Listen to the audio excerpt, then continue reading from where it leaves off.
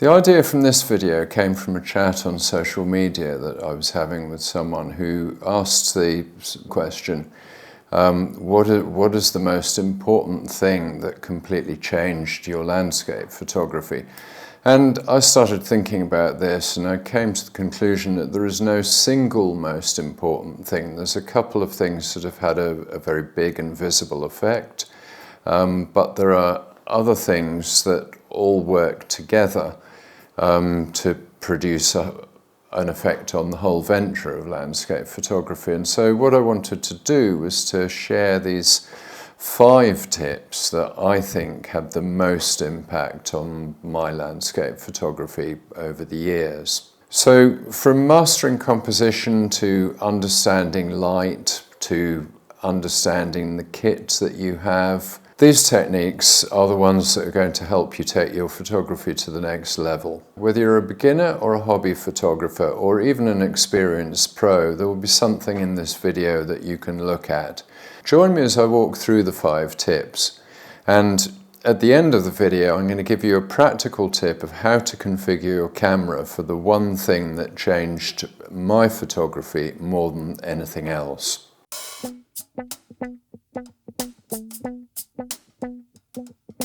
In terms of transforming the landscape photography, it is what are we transferring from and what are we transferring to?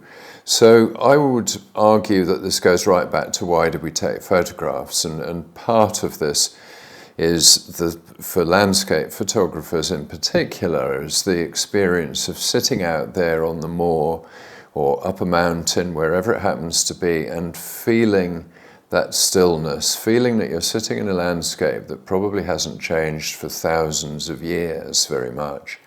And that is a very special feeling, and I never had that feeling when I was doing commercial photography in the UK, which is much more about taking photographs of things, but it has its own attractions, technical obstacles to overcome, and so on and so forth.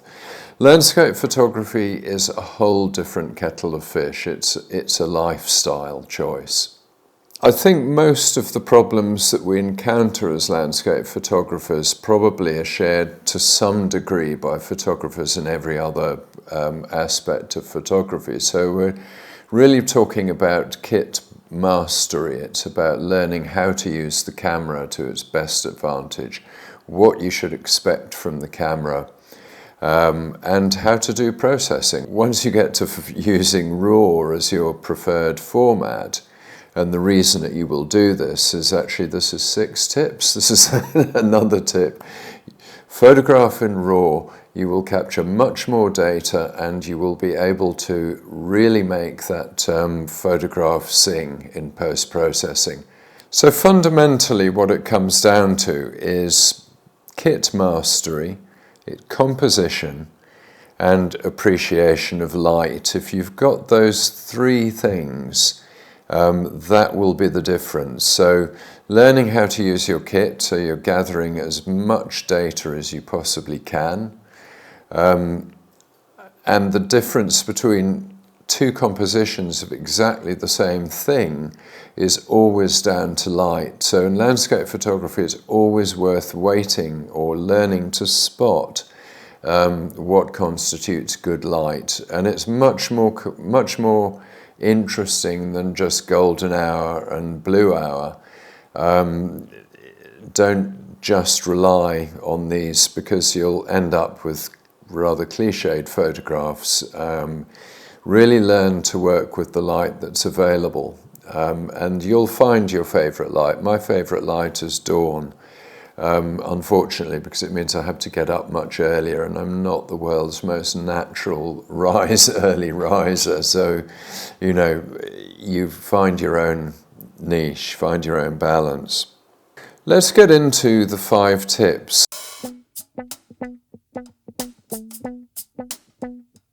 This had a really radical effect on my photography, and this was using a wide-angle lens effectively. Now, what a wide-angle lens does, amongst other things, is it exaggerates the foreground to the detriment, if you like, of the middle ground and the background. So big things that will appear big things will appear smaller in the background towards the center of your photograph. So if you push them towards the edge of the photograph, they will be more exaggerated. And the number one tip here with wide-angle photography is to turn your camera into portrait mode and use that exaggeration at the top and bottom of the frame to emphasize the foreground and to emphasize whatever is in the background a little bit more. What you don't want to do with a wide-angle lens is place your subject in the middle of the frame, because it will be much diminished at the expense of the foreground.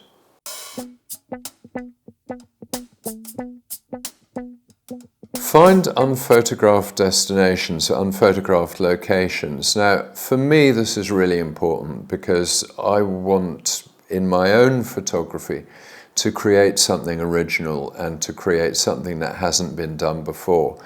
It's really worth going to further extremes, and I ended up, not simply for the sake of my photography, but I ended up moving to Spain and living in the Sierra Nevada because I knew that the Sierra Nevada is not on the photography atlas, so to speak. There are some great Spanish photographers that have photographed it, but it's really not. The challenge is in actually getting out there and doing the hard work. So the photographs that I'm using in this video involved a 25-mile round-trip walk. We walked the rest on the first night, which was probably 6 or 7 miles, camped, got up the next morning, climbed another mountain, walked around the ridge of it, back down into the valley, back up over the hills and out. And that second day was a real killer. That was a 17-mile walk. And my legs still haven't quite recovered, but was it worth it? Absolutely it was worth it, because I have photographs from that trip that I don't think have been photographed before. And if they have been photographed before, it's by, the number of photographers you can count on the fingers of one hand. This is gold for a landscape photographer, and it's really worth making the effort to get out there and do it. So if you're based in the UK, get up to Scotland, get up to the Highlands. Photographing common honeypot tourist traps, yeah, it's worth doing it. It's worth ticking it off, but finding an original landscape absolutely is worth doing.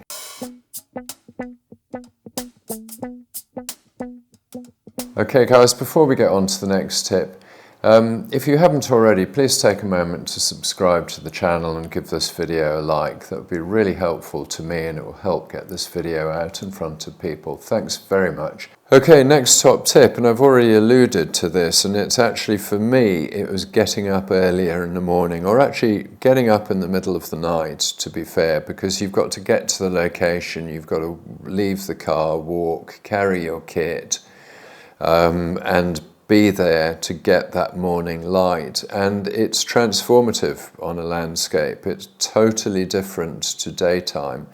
And part of the thrill of it is that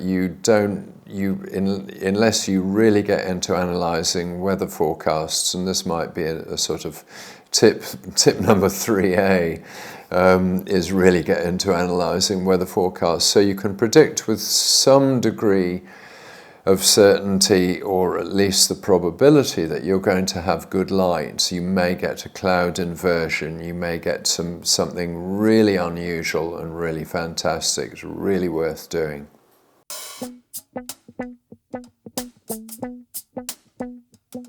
Okay, next top tip, cover the location.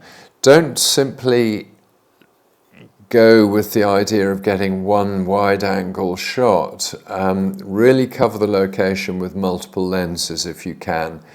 Go for detail in the landscape, go for the big wide angle of the landscape. Treat it as if you were covering it for a National Geographic article. really set the context of it, get detail shots, get your wide angle shots in, take loads and loads of shots and really work the location from different angles, different heights. Don't just stand there with the camera up to your face, but get down low, get up higher, photograph down, photograph up, and give yourself a lot of choice. And in the end of the editing, so that this particular trip, I probably took near enough, I don't know, getting on for 100 photographs, and I chose 5 out of the 100 which I thought were portfolio ready. And if you take this approach, you will find that the quality of your portfolio rises and rises and rises, because you're discarding commonplace photographs that look just like the photographs that every other photographer has taken.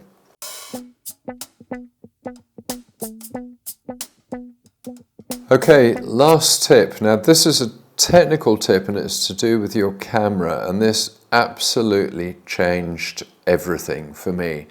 What this tip is about, it's a trick called back button focus. Now what happens when you press the shutter release on your camera is it assesses the exposure according to the metering modes that you've used, and I'll put a clickable link up in the top of this video to another video that explains about metering modes. This is really important stuff to know. But when you get your shutter to halfway, it evaluates the metering and it locks the focus. Okay, so you complete the shutter and you take the photograph.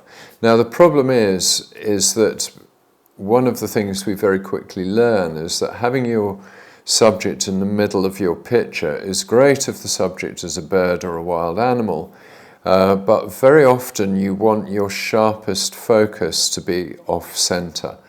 So back button focus does this to a T, because what you're doing with back button focus is you're taking the focusing attribute away from the shutter, so you can choose the point in your photograph, in your composition, that you want the focus to be absolutely sharp on, and you can then take your hand off the back button. This will lock the focus in place, and you can move your camera, recompose, take the photograph. And this simple technique changed everything for me. It really made it possible to get the focus bang on what you're looking to photograph. Okay, so I'm going to show you exactly how to set up your Canon camera for back button focus. Go to Custom Controls, which is the orange section. Choose Custom Controls. If you look at the setting top left-hand side, you'll see it's shutter button half press, and it's metering and AF start. So we want to change that. We take that and we change it to metering start. Okay. Next, we want to go to the AF on button and choose that, and we'll set that to metering and AF start. And that's it. You're now set. Okay guys, I hope you found this useful. These were the 5 things that changed, I think, for me after much consideration. These were the 5 most important things. I could probably go on and find at least another 5. But what were the things that changed your landscape photography? What were the key moments where you adopted a new technique or a new camera setting or a new lens, whatever it was? What changed your landscape photography for the better? Let's hear in the comments down below, and we'll have another video for you next week. Thanks very much for watching, guys. See you next time. Bye bye.